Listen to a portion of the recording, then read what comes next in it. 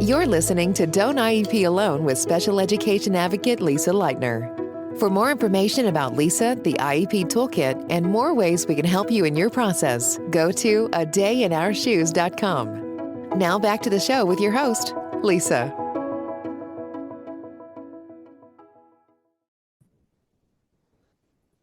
I have a message this morning. Public education has always been left up to the states. Always. At least for 51 years. Hello, I'm Lisa Lightner. I am host and special education advocate extraordinaire from A Day in Our Shoes and Don't IEP Alone. And today I want to talk about a topic that I've been screaming about for months and months and months. And the Department of Education. Okay. So listen, conservatives, Republicans, whoever, all of these people in favor of dismantling the U.S. Department of Education, including our president, including our own Secretary of Education, who, by the way, in case you missed it, there's a viral video going around that she was interviewed on Fox News within the past 2 weeks. And she did not know what IDEA stands for. And they, all those acronyms, so funny. She did not know what it stands for. So if you think she's going to make our kids' lives better, I would think again. But anyway, she's been saying it. The president's been saying it. Republicans have been saying it, that the reason that the Department of Education has to be dismantled is because we want to return education to the states. I am here to tell you in no uncertain terms, you are being lied to, you are being misled, and they are counting on you to not know the facts.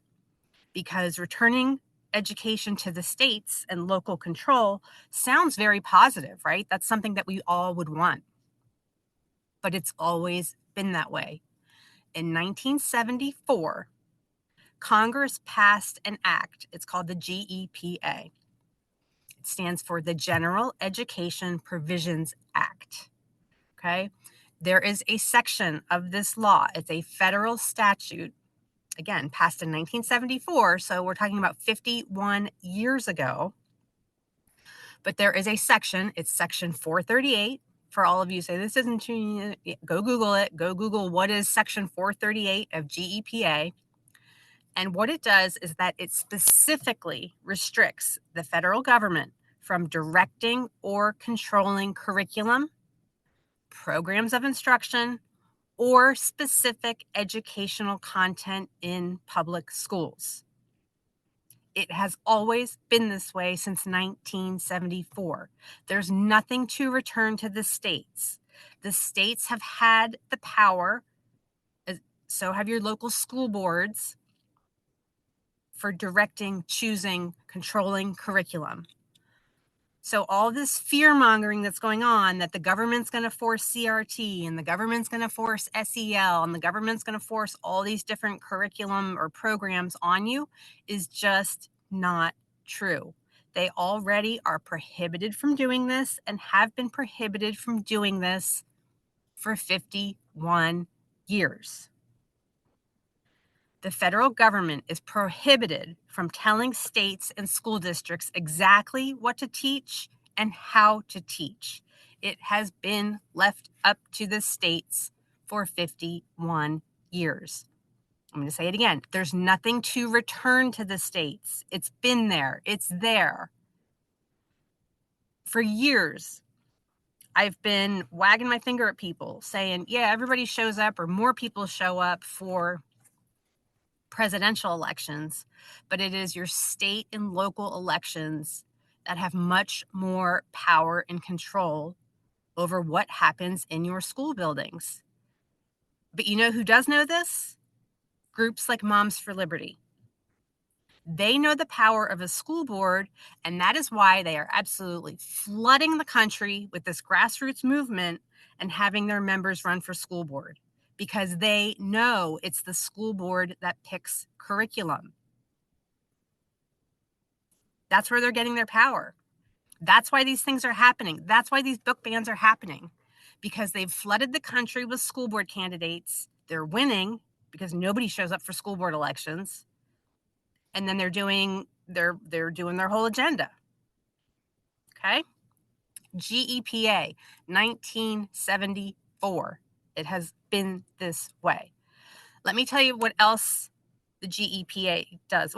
So here's the irony here, though. Let me get into this point before I go on. Do you know who oversees the GEPA? The U.S. Department of Education.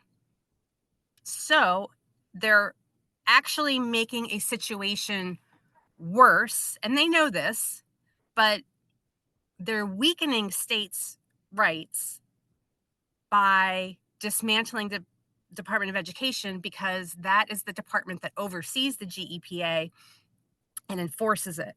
So if it's not there to enforce, and if that law is not there to guarantee that states and local school districts have these rights, then the federal government can step in and implement programs. They're counting on you to not know this. They're counting on it. It's just not true. But let me tell you what else the GEPA does, because this has come up in a lot of court cases. It protects against arbitrary funding cuts. So if the federal government wants to just cut funding, as we've seen a lot of in recent weeks, if they want to just arbitrarily say, oh, we think this is waste, even though we haven't investigated a damn thing, we think this is waste, so we're cutting it. GEPA provides states and school districts with a set of procedural safeguards. Sound familiar? Procedural safeguards? That means that states and local districts, if the federal government is going to cut your funding, there's a process that they have to go through. They can't just go in and say, we're not doing this anymore, we're cutting it. Okay? The executive branch cannot just cut your funding. You can't. Again, the GEPA protects schools from this. So when they want to cut the Medicaid funding to schools, when they want to cut Title I funding to schools, when they want to cut everything that they're cutting to schools arbitrarily, the GEPA offers you and your school district, your school board, your state, it offers you a set of protections and a set of appeals so that they can't just do this with no thought, which is exactly what we're happening. Okay. The other thing is that since the GEPA prohibits the federal government from implementing any type of curriculum, any type of program, okay, they cannot force DEI, CRT, any of these things. They cannot do it and have never been able to. But just like they cannot implement curriculum, if you're going to leave it up to the states, they also cannot prohibit curriculum. They cannot prevent a state and local school board from implementing a specific program. So one of the ways that they've been trying to restrict DEI, CRT, those programs, is that they're telling schools, if you do this, we're going to cut your funding. Can't do that. That's essentially telling a school district how to run their district, and they can't do that. The other thing is this. I'll go back to Moms for Liberty and these conservative states, more conservative states. The country's starting to lean the other way, and they're panicking. That's why we're seeing this hostile takeover. But when you have a conservative state or a conservative district, and they're mandating things like, book bans, songs, flags, whatever it is that they're mandating, those, say, how can they do that? How can they implement that? Well, sure, some of it is unconstitutional and it's going to work its way through the courts. The other thing is that it's left up to the states. So if a school district wants to ban a book and you say, well, how can they do that? It's a classic. Everybody reads it. The reason they can do that is because of GEPA. So it protects both sides. Nobody's going to have protection if it goes away. They're counting on you to not know about GEPA because it's very boring, right? Like, who knows the General Education Provisions Act of 1974. Nobody knows about this. It's not something they teach in school, right?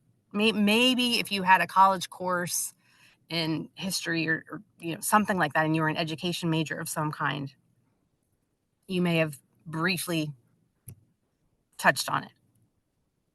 But nobody knows it, and they're counting on that. They're counting on you to not know. Okay? So dismantling the U.S. Department of Education, it's not going to prevent schools from implementing CRT, SEL, or any other type of curriculum that some folks are afraid of. It's already prohibited from doing this. Curriculum decisions rest at the state and local levels. Okay. What the U.S. Department of Education does is that it just oversees and protects kids' rights at the federal level. So that's where it can get kind of sticky and kind of messy. But one of the critical roles is also enforcing IDEA, the Individuals with Disabilities Education Act. I know what it stands for. I should be Secretary of Education.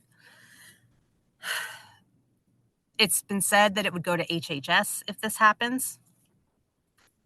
I don't trust them. I don't trust a man who is in charge of HHS who thinks that people cause autism by their own personal choices, that they see it as a character flaw to have autism. So I don't think that he's going to do right by our kids when it comes to IDEA. The other thing to know is a lot about this is that, so the Department of Education, as the first Department of Education, was created right after the Civil War. And it was very rudimentary, obviously. It was right after the Civil War, so not a lot of things happened.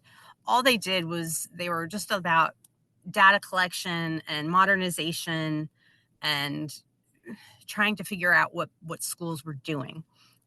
Remember that schools were created to create a workforce. Education was not the goal. A workforce is the goal. That's another podcast for another day. The Department of Education, as we know it today, was not founded until 1980. We had, from 1975 until 1980, IDEA was overseen by HHS. I don't want to just blame them unilaterally and say that was a crappy time, because obviously IDEA was brand new. We would have, in 1982, we would have the monumental LRE court case. So 75 to 80 it wasn't a good time necessarily for our kids, despite the victory of being in the public schools. But I don't know if it was all because of HHS or if it was because IDEA was brand new. Mindsets still had not shifted. I'd argue that they still haven't fucking shifted. But it didn't go well then. There was a lot of separation, segregation, and things like that. Okay. So anyway, then it was formed in 1980. Ronald Reagan, if you did not know, this was a big thing of his campaign, was that he spent his entire campaign and tenure trying to dismantle the Department of Education. He was not successful, obviously. I don't know why he wasn't successful. It was just, I don't know. He was also I think, more dangerous because he was more civilized. He went through the processes and tried to get bills implemented and get votes and things like that. And it never happened for him.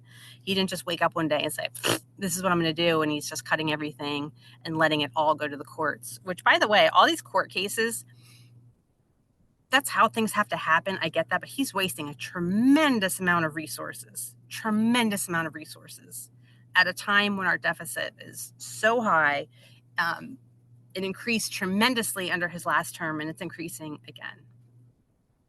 So anyway, I'm kind of rambling a little bit. So